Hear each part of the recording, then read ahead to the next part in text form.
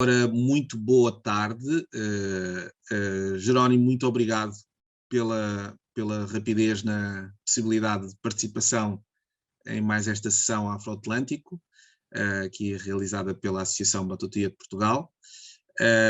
A associação e este projeto Afroatlântico visam conhecermos e descobrirmos um pouco mais desta ligação direta entre Portugal e os Estados Unidos, ou entre portugueses de origens africanas que residiram nos Estados Unidos, ou que foram nas viagens marítimas, ou que estiveram nos barcos, que fizeram parte das comunidades lusófonas por lá, porque conhecemos algumas histórias pontuais, mas sabemos muito pouco sobre isso. Já ouvimos falar do Jay Rodrigues, de Nova Iorque, mas seria interessantíssimo sabermos um pouco mais. Possivelmente haverá alguma ligação a Cabo Verde e a alguns outros países, mas estávamos mais interessados aqui nesta ligação direta, que é menos conhecida, e para ver se aumentamos o interesse académico por esta área, se aprendemos mais sobre a história de Portugal, no fundo. E portanto, depois poderemos abrir aqui algumas perguntas que surjam de algumas das pessoas que estão aqui no chat. E, portanto, passo aqui a palavra ao Jerónimo. Muito bem, José. Agradeço muito essa oportunidade da Organização Batota de falar um bocadinho sobre a minha pesquisa. A pesquisa que eu vou apresentar na próxima terça-feira na Biblioteca Nacional de Portugal, às 18 horas. Mas é um prazer estar com todos vós aqui hoje e já falar um bocadinho, um resumo, digamos, daquilo que eu vou apresentar na terça-feira às 18 horas na Biblioteca Nacional. Trata-se de um tema que eu creio ter interesse para a comunidade africana e afrodescendente em Portugal. Trata-se especificamente da população negra de Manhattan, ou seja, de que virá a ser mais tarde depois Nova York, mas a minha pesquisa trata especificamente da comunidade, da primeira comunidade africana naquela parte da América do Norte. A apresentação que eu vou fazer começa por explicar um pouco o contexto da chegada holandesa a essa parte da América do Norte, porque que os holandeses estabeleceram uma colónia lá em Manhattan, e o que sabemos sobre a população africana que lá vivia, e porque que há uma ligação importante de interesse para a comunidade africana de língua portuguesa, porque, de facto, há uma ligação muito importante. Mas deixe-me começar, como eu disse, por falar um bocadinho sobre as razões da Holanda ter uma colónia ali em Manhattan, e essas razões têm a ver com os holandeses, que em finais do século XVI tinham conseguido a sua independência após uma revolta contra a Espanha, e uma das consequências da revolta foi que a Espanha, em retaliação, decidiu fechar os portos, fechar acesso dos comerciantes holandeses aos portos espanhóis. Ou seja, os comerciantes holandeses já não tinham acesso aos produtos que os espanhóis traziam de outras partes do mundo para os seus portos, para depois comercializar esses produtos na Europa. E naquela altura, Portugal e Espanha tinham o mesmo rei, a era dos Filipes. Isto significava, no fundo, que também os portos portugueses estavam vedados a comerciantes holandeses. Daí essa ideia que surgiu na Holanda: se nós não temos acesso a esses mercados, então vamos buscar esses produtos nós próprios. E a parte do mundo em que os holandeses estavam mais interessados inicialmente era claramente a Ásia.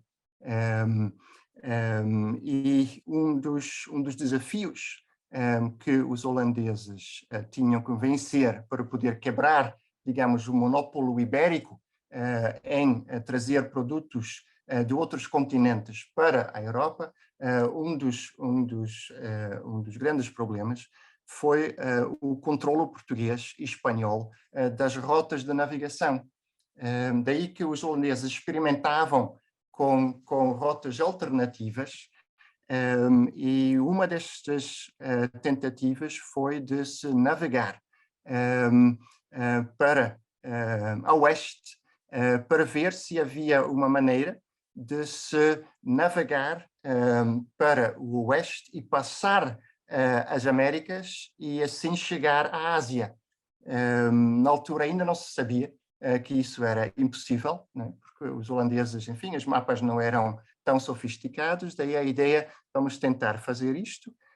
Os holandeses pagaram para esta expedição um navegante inglês, o chamado Henry Hudson, e o Henry Hudson, financiado pelos holandeses, tentou encontrar uma passagem para a Ásia pela norte da América. Não encontrou esta passagem, obviamente, porque não existe, mas ele voltou para a Europa com informações sobre uma região no norte da América que era pouco conhecido, uma região que ficou conhecido pela região que nós hoje em dia chamamos de Nova York, né? Quando ele voltou para a Europa, ele trouxe informações sobre a população indígena. Os comerciantes holandeses ficaram interessados na região por uma razão específica, e esta razão era deixa-me ver a palavra em português, em inglês é fur trade, portanto são os peles dos castores, a pele de castor, que era utilizado na Holanda para textéis de luxo, nomeadamente chapéus de luxo. E por causa disto, por causa do interesse que os holandeses tinham nesse pele de castor, os holandeses estabeleceram uma pequena colónia na região de Manhattan, uma pequena colónia que foi depois crescendo, mas nunca se tornou uma colónia muito grande, mas existiu uns 50 anos, até em 1664, os ingleses intervieram, ocuparam a colónia e depois transformaram-no e também deram outro nome, o que era conhecido como a Nova Amsterdão, passou a chamar-se Nova York. Ora bem, o que é de interesse para nós é a presença africana nesta colónia holandesa lá em Manhattan, e nós sabemos que havia uma comunidade africana lá, não era muito grande, estimamos que a presença africana na altura em que havia lá uma colónia holandesa era por volta de 400 pessoas, mais ou menos. Duplicou para 800 só alguns dias antes da conquista inglesa, portanto, quando os ingleses depois ocuparam a região, já havia por volta de 800 africanos, mas durante, digamos, a maior parte do tempo em que era uma colónia holandesa, esta presença era mais reduzida. E talvez posso dizer umas palavras também pessoais para explicar, digamos, o contexto no qual eu descobri o tema e porque fiquei interessado no tema. Sim, à vontade. Sim. Portanto, o que se passa é que eu tinha estudado em Portugal, no contexto do projeto Erasmus. Eu depois tinha voltado a Portugal, comecei a dar aulas durante algum tempo como leitor na Faculdade de Letras do Porto, e depois fui para os Estados Unidos, para a Universidade da Califórnia de Berkeley, e lá em Berkeley nós temos um curso interessante, um curso de História, um curso de História dos Estados Unidos, mas o que torna esse curso específico é que no curso o professor tem que dar atenção a, no mínimo, 3 grupos étnicos. Obviamente, a razão deste curso é para olharmos para a história dos Estados Unidos da perspectiva de vários grupos étnicos que compõem os Estados Unidos hoje.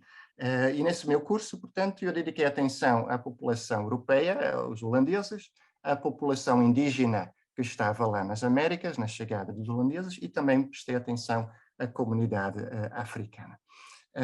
E no momento em que comecei a me informar sobre esta comunidade africana, realmente foi um momento de grande surpresa para mim, porque quando comecei a olhar sobre documentos holandeses do século XVII, apercebi-me que os africanos que ali residiam na colônia holandesa tinham todos nomes portugueses. Chamavam-se António, Conceição, Maria, Isabel, Paulo, portanto, todos nomes ibéricos.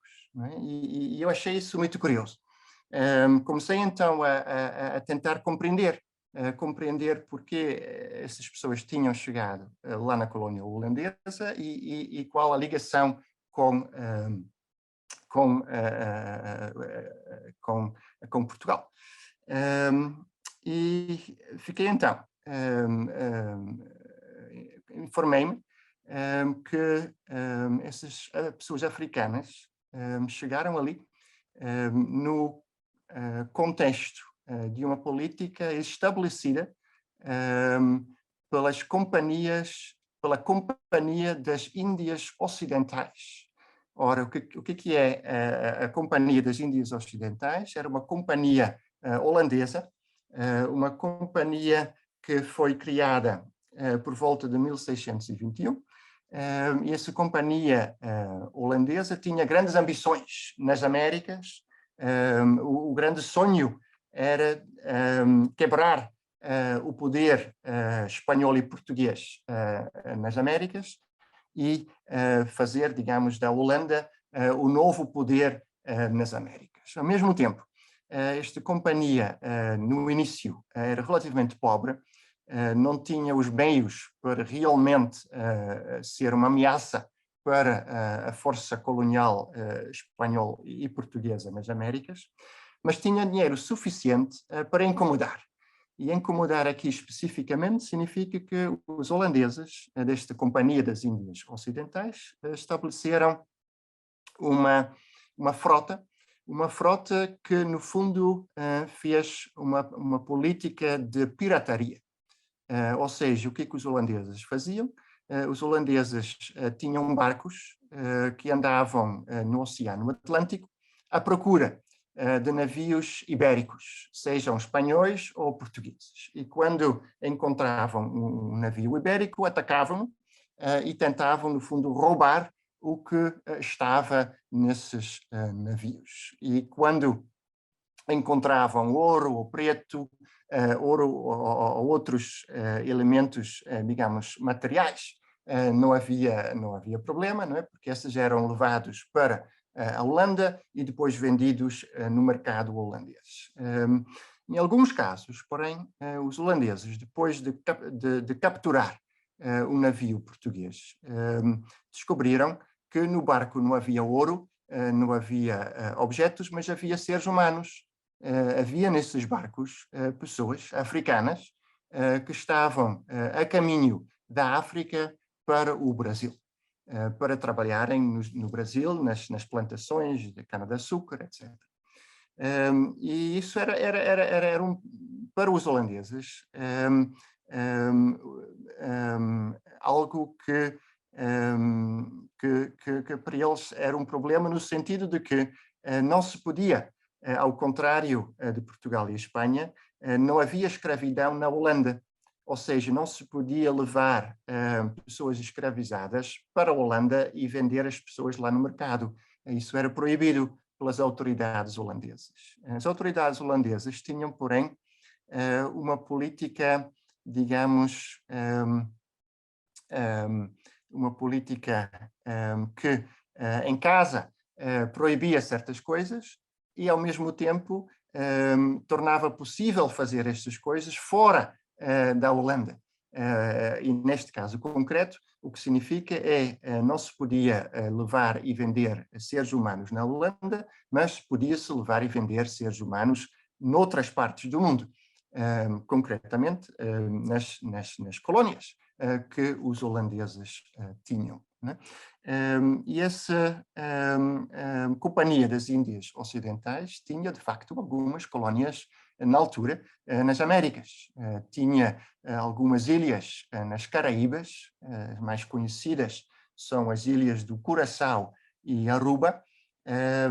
A Holanda, naquela altura, também ocupava a região nordeste do Brasil, a região de Pernambuco, e a capital administrativa dessa colónia era a cidade do Recife, que estava nas mãos dos holandeses, e de facto a maioria de pessoas escravas que foram interceptadas pelos holandeses foram levados para lá, mas em alguns casos, pequenos números de grupos africanos foram também levados para a América do Norte, onde os holandeses, lá em Manhattan, também tinham uma colónia. Eram pequenos números, porquê? Por uma razão simples. A colónia que os holandeses tinham em Manhattan era uma colónia muito pequenina, não havia lá grandes plantações, portanto a necessidade de mão de obra era limitada. O que se precisava era apenas pequenos grupos de pessoas para fazer trabalho muito duro, trabalho sujo, que os próprios holandeses se recusavam a fazer. Não é? Portanto, foram levados então para Manhattan pequenos grupos de pessoas que estavam originalmente em navios portugueses, que estavam a caminho do Brasil, foram interceptados, capturados por holandeses e depois essas pessoas foram levados lá para Manhattan. A primeira referência à presença escrava em Manhattan data de 1628. 1628, numa carta de um pastor protestante holandês que se queixa na sua carta das senhoras que fazem a limpeza na casa dele, e ele refere concretamente a essas pessoas como sendo angolanas. E é interessante que nos documentos que nós temos dá para encontrarmos não só os nomes próprios, que, como eu já disse, eram nomes lusitanos, portugueses, ibéricos, mas também os holandeses estavam muito interessados em saber a origem, ou seja, os holandeses vão perguntar o nome, mas vão também perguntar a origem, não é? Desta forma, nós temos informação não de todos, mas de para aí 50, 60 casos em que nós temos não só o nome próprio, mas também a origem da pessoa. Eu fiz uma lista dos dados disponíveis e quando se vê esta lista, vê-se claramente que para a comunidade africana oriundo de antigas colónias portuguesas, realmente esta comunidade é de grande interesse, porque a grande maioria vem dessas partes da África.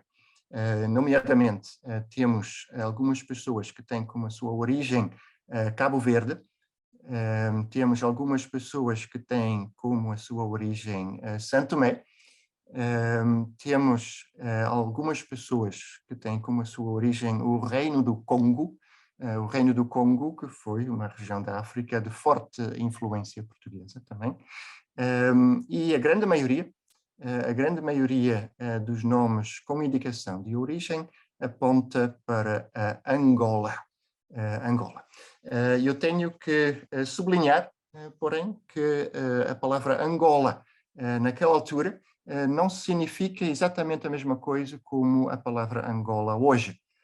Quando se fala de Angola naquela altura, fala-se principalmente da região de Ndongo, portanto, o que seria hoje as províncias de Bengo, Luanda, Bengo e o Zaire, o próprio Zaire. Não é? Portanto, digamos, a parte noroeste da atual Angola era a região de origem de muita gente que foi levado lá para Manhattan e depois estabeleceu lá a primeira comunidade africana na América do Norte, em que virá a ser, mais tarde, Nova York. Ora bem, o que é que eu posso dizer mais? Eu posso dizer mais que há também o caso curioso de alguns membros da comunidade negra que indicava que a sua origem não era nem Angola, nem Congo, nem Cabo Verde, nem Santo Tomé, mas Portugal, o que é muito curioso.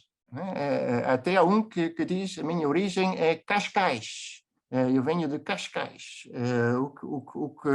o que nos faz pensar como é que uma pessoa negra de Cascais, não é, pode ter chegado a Manhattan naquela altura.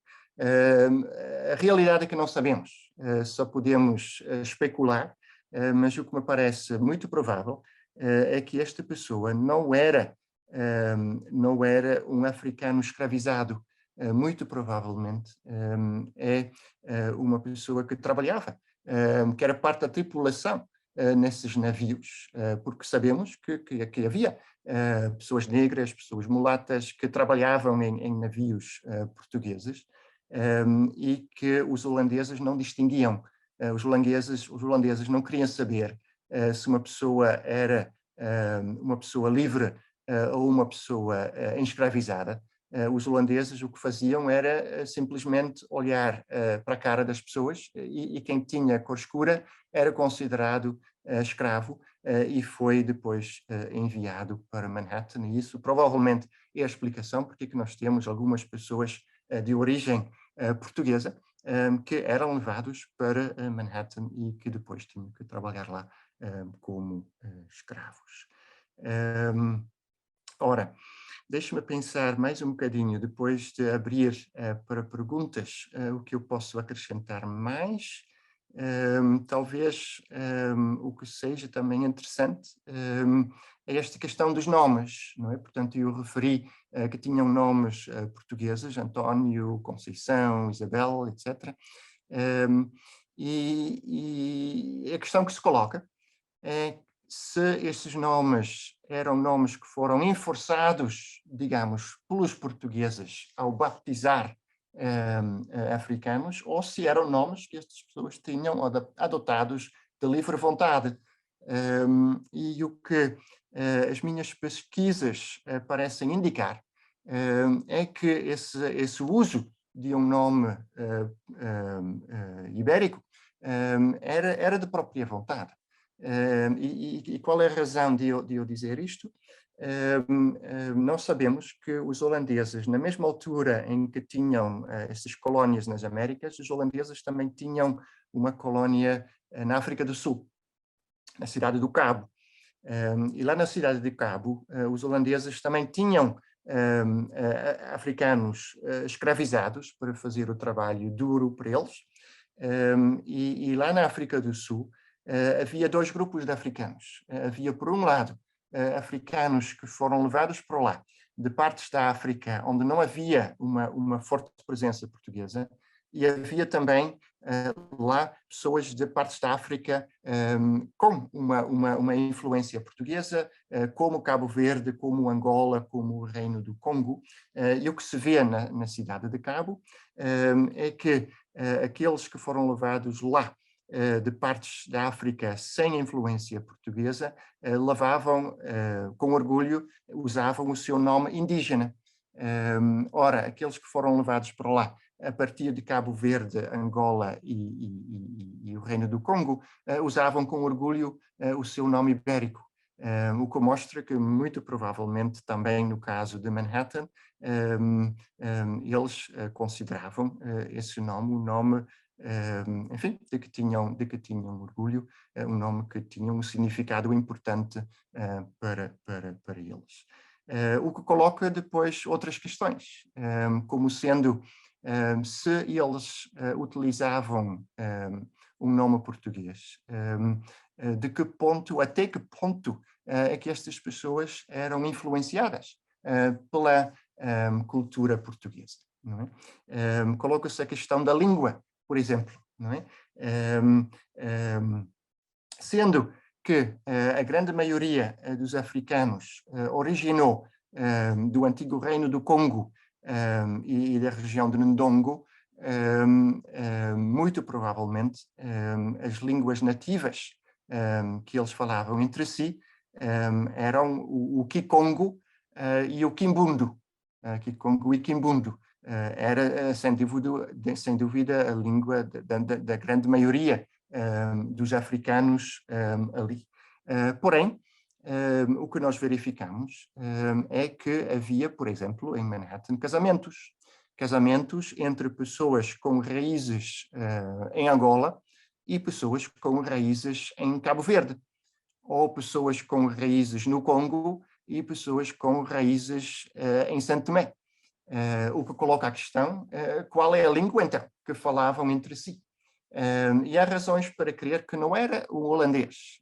O holandês só passa a ser, muito lentamente, a língua utilizada pela comunidade africana. Nós temos indicações que há pessoas que viviam mais que 20 anos em Manhattan e ainda não falavam holandês, o que indica que falavam entre si uma língua diferente. E essa língua diferente, baseado em documentos antigos, que eu vou ter o prazer depois, na terça, de apresentar na minha palestra na Biblioteca Nacional, esta língua muito provavelmente era português.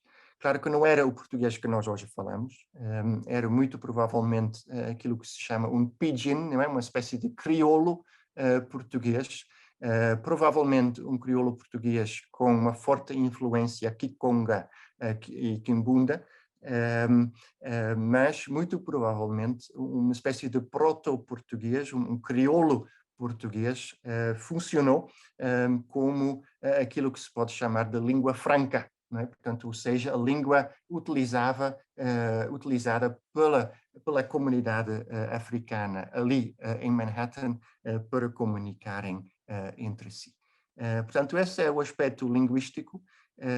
Eu agora também estou a fazer investigação no aspecto religioso, que também tem muito interesse. É um livro que estou a fazer atualmente, mas há outros aspectos, o aspecto gastronómico, há o aspecto cultural, portanto há muitas questões ainda por serem estudadas, mas realmente eu acho que muito pouca gente em Portugal e em Angola, Cabo Verde, Santo Tomé é consciente, creio eu, do facto de que a primeira comunidade africana daquilo que virá a ser mais tarde na história Nova Iorque tinha de facto a sua origem nessas regiões da África, o que realmente, creio eu, é algo de interessante.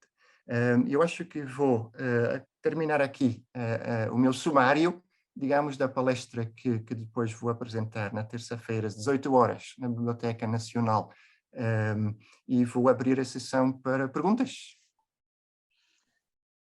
Interessantíssimo, Jerónimo, muito interessante essas palavras que partilhou aqui connosco.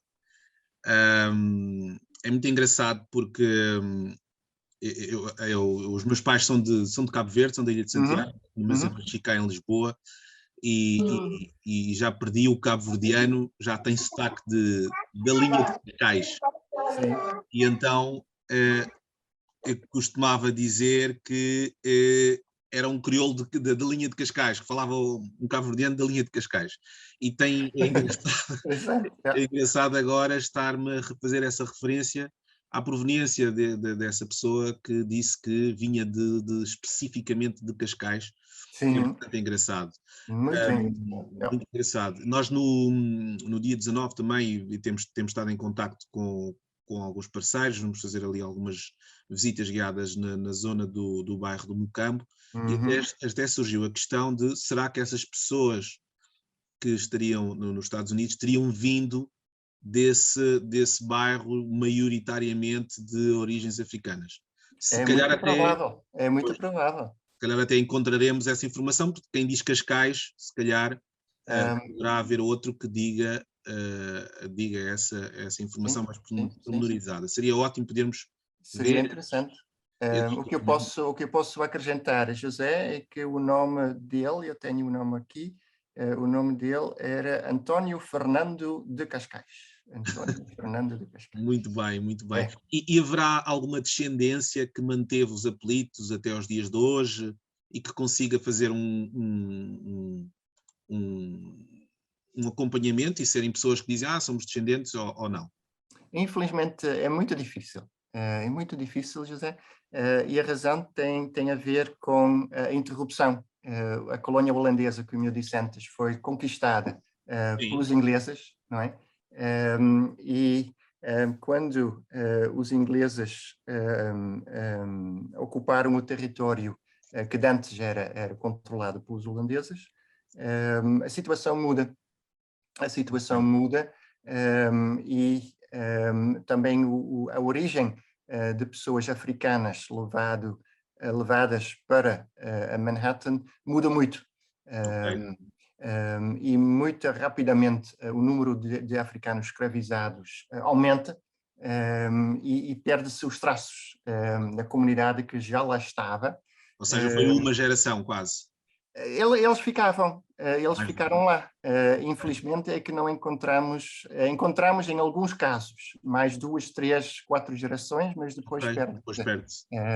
A única referência que temos é um caso interessantíssimo de uma pessoa que talvez em Portugal não seja muito conhecida, mas que nos Estados Unidos é muito famosa. É uma senhora chamada Sojourner Truth. Sojourner Truth.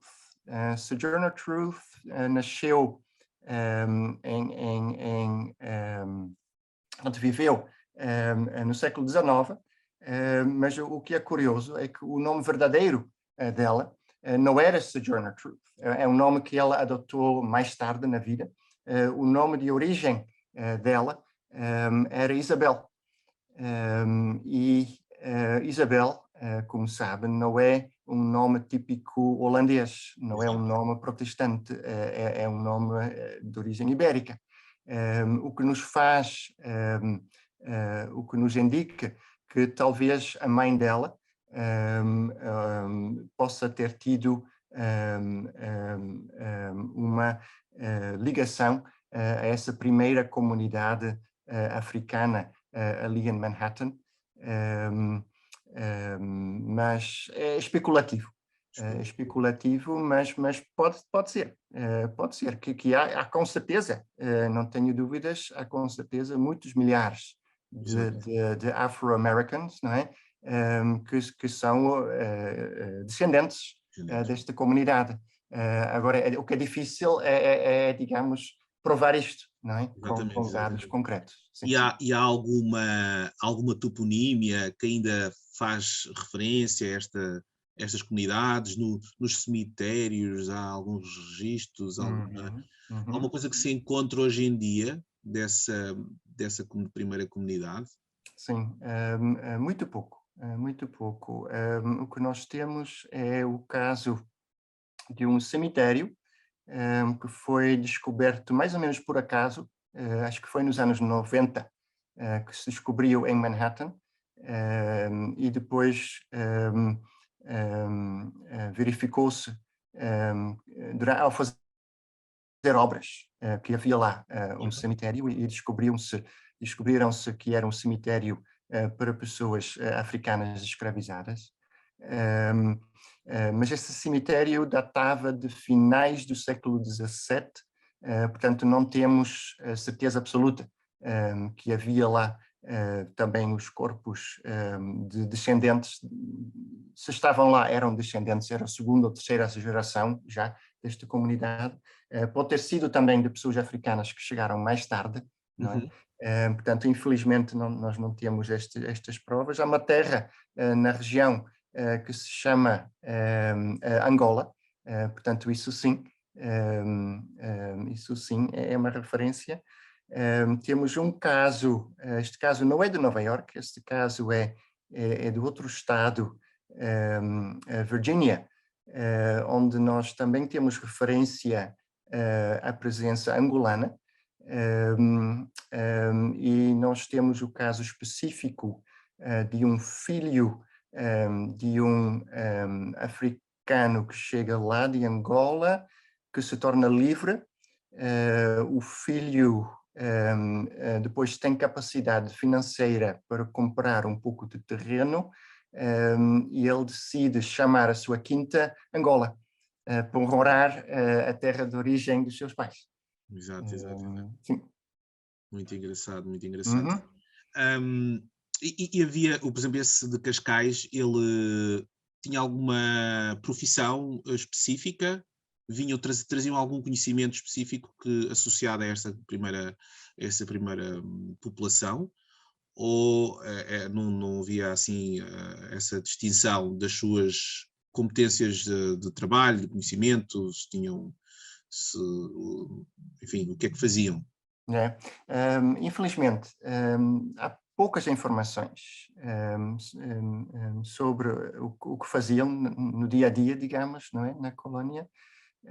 Sabemos que, sobretudo no início da colónia, os africanos eram propriedade da própria Companhia das Índias Ocidentais, que os utilizava para trabalharem, por exemplo, em construção de ruas. Ok. Foram eles que depois tinham que reforçar o forte, portanto, trabalho duro. Ok. Mais tarde, vemos que também pessoas particulares conseguem comprar pessoas escravizadas. Neste caso, já era muito provavelmente para trabalhos de terra, lavrar a terra, Ok. muito provavelmente, sim. Trabalho no campo. Uhum, Tínhamos aqui trabalho no campo. duas perguntas. Pode ser. Uma delas é Uhum. saber se existem referências bibliográficas na Biblioteca de Nova Iorque sobre estas pessoas, ou se há algum estudo que se possa consultar ou partilhar ou ouvir no dia 14 na biblioteca, se tem alguma coisa que se possa partilhar. E, Sim. e também aqui uma questão que é, na Virgínia existe uma estátua de Kunta Kinte, e se ele tem alguma ligação com Angola, alguma origem com Angola. Ora bem, a primeira pergunta é a mais fácil. Eu posso, com todo o prazer, mandar depois um link no chat para o meu livro, um livro que foi publicado há alguns anos atrás, e é um livro que fala sobre a comunidade africana, tanto no século XVII e depois, mais tarde, também no caso de Nova Iorque. O que é que nós sabemos, que dados é que temos. Eu posso mandar um link também especificamente a um artigo que eu escrevi sobre a língua ou as línguas faladas pela comunidade africana, e esse artigo é de acesso livre, portanto qualquer pessoa interessada pode acessar este link e depois ver em mais pormenor os dados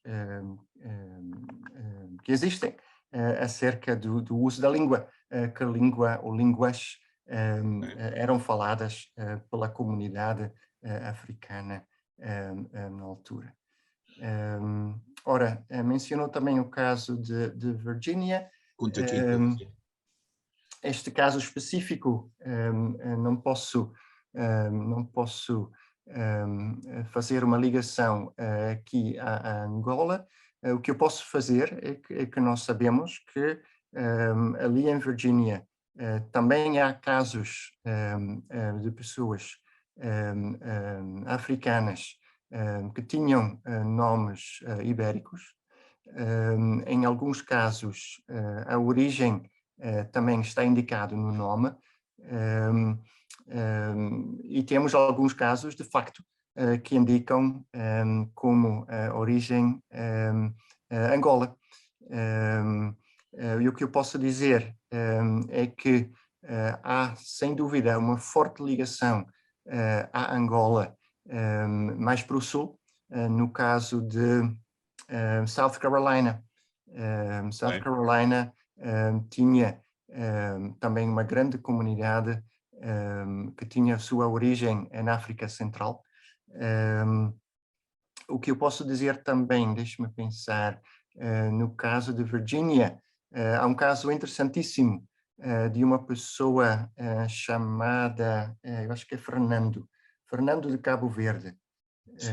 E esse Fernando de Cabo Verde é interessante porque ele vai levar o seu caso ao tribunal. E no tribunal ele, no fundo, tenta provar que não é escravo, que é uma pessoa livre. E ele apresenta lá em Northampton, Virgínia, documentos às autoridades, e esses documentos, segundo ele, provam que ele está a viver aí como pessoa escravizada, mas que no fundo não deveria, porque era uma pessoa livre. Muito provavelmente estes documentos que ele tinha eram as chamadas cartas de alforria, que provavam que ele era um homem livre. Mas o que o caso do tribunal depois indica, que é um caso muito trágico, diz que o tribunal não considerou o seu caso porque os documentos estavam em português e o tribunal não sabia ler português e por isso o caso não foi aceito. E o pobre Fernando tinha que continuar o resto da sua vida, provavelmente, a trabalhar como escravo, apesar de ser uma pessoa livre. Isso é quase a história daquele filme, não é? Exatamente, Não é? exatamente, é um caso muito trágico. Pois. Uma questão aqui também que é qual é o significado desta presença afro-portuguesa nos estudos ou em conversas sobre a raça ou a história nos Estados Unidos? Portanto, no fundo, se isto é muito sabido, se é muito falado nestas áreas de estudo. Relativamente, o interesse está a crescer. Está a crescer, José, mas durante muito tempo esta primeira comunidade foi ignorada. Durante muito tempo. E foi ignorada por uma razão muito simples. Os documentos estão em holandês, não é? E estando em holandês não é uma língua que muita gente consiga ler, não é? E no fundo foi só depois de os documentos serem traduzidos para inglês que os mais historiadores começaram a mostrar interesse e depois começaram a estudar a origem desta primeira comunidade, ou aquilo que se chama em inglês de Charter Generation, não é? Portanto, a primeira comunidade africana lá.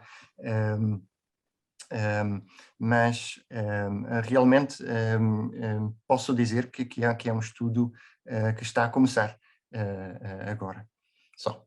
Nas últimas décadas, digamos. Okay. E fez referência também, pronto, que isto era importante para Portugal, para as comunidades afro-portuguesas.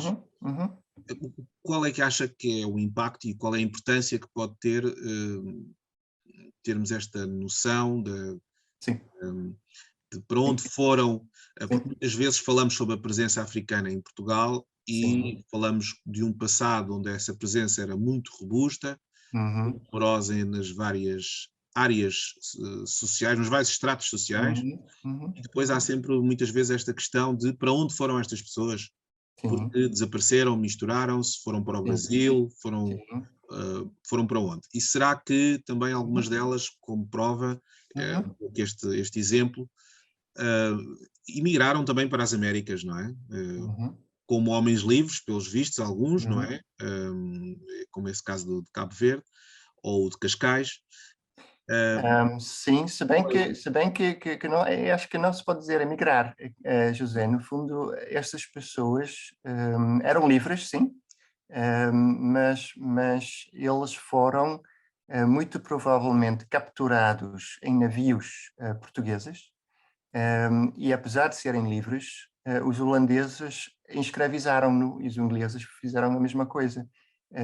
Eles não queriam saber se uma pessoa negra era livre ou era escrava, desde que era negra, para os holandeses e os ingleses era o suficiente para escravizar esta pessoa. Não é? Esta é que é depois o grande frustração de Fernando, dizendo, não é? Eu não sou escravo, eu sou uma pessoa livre, tenho aqui a minha carta de alforria, e os holandeses e os ingleses simplesmente negaram, ignoraram isto, e tratavam a pessoa como escravo na mesma, não é? Mas colocou uma questão muito, muito importante, nomeadamente qual é a importância aqui de fazermos esta ligação a Portugal, fazermos esta ligação a países africanos de língua portuguesa, e creio que é uma questão importante no sentido de que há um conhecimento importante que, sem dúvida, pessoas bem informadas acerca de questões linguísticas, questões religiosas, questões de identidade, sobre a história de Cabo Verde, sobre a história de Santo Tomé, sobre a história de Angola, do Reino do Congo e da comunidade africana em Portugal. Todo este conhecimento é um conhecimento que não está muito divulgado nos Estados Unidos, ou seja, o historiador norte-americano comum não tem esse conhecimento, e se tem é rudimentar. Portanto, eu creio que aqui há uma grande oportunidade para, digamos, uma forma transatlântica, historiadores, pesquisadores de ambos os lados poderem trabalhar juntos para compreender melhor a identidade cultural, religiosa, étnica, etc., dessas primeiras comunidades, e depois ver, de facto, esta questão que colocou antes, será que há uma ligação, não é? Será que esta primeira comunidade, sobretudo por serem a primeira comunidade, será que eles construíram, digamos, certas fundações sobre as quais depois, mais tarde, comunidades africanas novas que chegaram à América do Norte construíram, não é? Ou seja, será que há certos elementos destas comunidades que já estavam lá no século XVII, que será que há certos elementos que depois continuam a existir e a desenvolver-se no âmbito da comunidade africana, afrodescendente nos Estados Unidos e na América do Norte em geral. Aí creio que sim, que há sim muito trabalho para fazer, e terá que ser um trabalho transatlântico não só Europa, América do Norte, mas também América do Norte e países africanos, porque eu também, na minha própria pesquisa, eu aprendi imensa coisa de historiadores cabo-verdianos, por exemplo, que têm umas publicações muito importantes, muito úteis, que nos dão informações, não é? Sobre a questão como é que era a vida em Cabo Verde no início do século XVII, não é?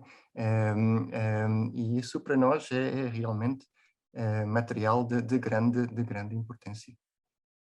Ok. Eu não sei se alguém tem aqui algumas questões a colocar, mais algumas questões. Aproveitar enquanto não temos a sessão presencial, que é já na terça-feira, dia 14 de dezembro. A que horas é que é já agora? Às 18 horas, na Às 18 Biblioteca horas. Nacional. Exatamente, No exatamente. auditório, e só há um auditório, portanto não é difícil encontrar-se, só há um auditório e vai ser lá. Aproveito também, se puder, José, para fazer um pequeno pedido, eu próprio. Portanto, no âmbito das minhas pesquisas, como eu disse, há essa grande comunidade com raízes em Angola, sobretudo a parte noroeste de Angola, e isto para mim, por exemplo, o que seria de grande utilidade era de poder trabalhar com alguém que é falante nativo da língua Kikonga ou Kimbundu. Eu tenho encontrado grandes dificuldades em encontrar pessoas que realmente eram muito fluentes, que tinham como língua materna ou o Kikongo ou o Kimbundu, porque infelizmente não é fácil encontrarem-se pessoas que têm conhecimento destas línguas como línguas nativas. Portanto, se houver alguém no grupo Batoto ou outro que teria interesse em apoiar-me e ajudar-me em estudar algumas referências que têm referências a palavras indígenas, eu agradecia muito. Sim, sim, eu julgo que estou aqui a visualizar algumas pessoas, eu julgo que consegue-se facilmente chegar a alguém Seria de grande ajuda, sem dúvida. que até que estão lá agora, algumas até estão lá agora, Pois, e poderão fazer essa ponte. porque, infelizmente, como sabes, José, as línguas indígenas estão-se a perder em muitas partes da África, e realmente é uma pena, porque é uma riqueza enorme que está em risco a desaparecer, sobretudo para compreender, digamos, comunidades de séculos anteriores, este conhecimento é de grande validade e de grande importância. Sim. Isto Não é? é conhecimento útil para toda a humanidade, portanto Exatamente, não é uma exatamente, sem coisa que dúvida. deva desaparecer, de ficar ali localizada e perder-se, porque podem estar ali soluções para problemas que nós venhamos a ter. Estamos a ter um problema global, já estamos a viver Sim, uma pandemia e sim. acho que é um momento também de alerta nesta vertente de sustentabilidade social, não é? De podermos viver todos em conjunto de forma mais harmoniosa, Pois. e isto não separa-se do ambiental, da saúde, de tudo o Sim, resto, sim, não sim, é? sim, sim, tem toda a razão. Está tudo Tem ligado. toda a razão. E pronto, não sei se a professora Isabel tem alguma questão que gostasse de colocar, eu julgo que não está com o microfone ativo. Talvez não. O Mas James deixa-me está. talvez aproveitar para agradecer a professora Isabel pela presença e também pelos livros muito interessantes que têm me ajudado muito na minha própria pesquisa. Ok. Espero poder, talvez, na terça-feira, na Biblioteca Nacional, poder cumprimentar e conhecer. Eu julgo que a professora está fora do país. Tá bem. Mas certo, ficaremos em contacto para Poderá haver outras as oportunidades, ações. com certeza. Nós temos feito muito trabalho no terreno também em conjunto com a professora Isabel, com o António Chainho, com o Adalberto Alves, Uhum, portanto, algumas uhum, pessoas que têm abordado um pouco esta uhum, temática. uhum. Temos as visitas guiadas pelos espaços urbanos em Lisboa desta presença africana, desta memória da presença africana. Temos algumas placas e estátuas por colocar. Fazemos também algumas visitas na zona rural, como falei há pouco, ali na região do Sado. Não vamos a Cruz, mas também há lá este histórico, onde tivemos informações muito engraçadas sobre o cozido à portuguesa e a sua gênese afro-portuguesa, no fundo uma Pois, história semelhante à da feijoada, não é? Portanto, os seus interessante. componentes serem os restos da Uhum, parte boa dos animais e, portanto, serem com esses restos que as pessoas escravizadas ou as pessoas Uhum, mais uhum, pobres, uhum, uhum, porque havia também muita gente, muita migração interna dentro de Portugal para aquelas regiões, uhum. e portanto aprendemos também ali algumas coisas nesse sentido. Eu até E ouvi dizer, se puderem interromper só um sim, segundo, José, ouvi dizer que o próprio soul food americano, da América dos Estados do Sul, não é? Até pode ter sido influenciado. Não sei até que ponto é verdade, mas já há semelhanças. influenciado É pelo interessante. cozido, Uhum, pelo cozido à interessante. portuguesa. Sim, sim, sim. Ah, É engraçado, muito engraçado. curioso. É. Se tiver livros ou bibliografia sobre isso também, É. acho que certo será interessante. Tenho aqui um link. Consegue Uhum. ver aqui o chat, não é? Consigo. Pronto, aqui o James está aqui a partilhar aqui um programa na Netflix que eu julgo que deve falar sobre isto da Muito saúde, bem, muito bem. que vamos aqui abrir posteriormente. Pronto, estamos aqui mais ou menos dentro do tempo.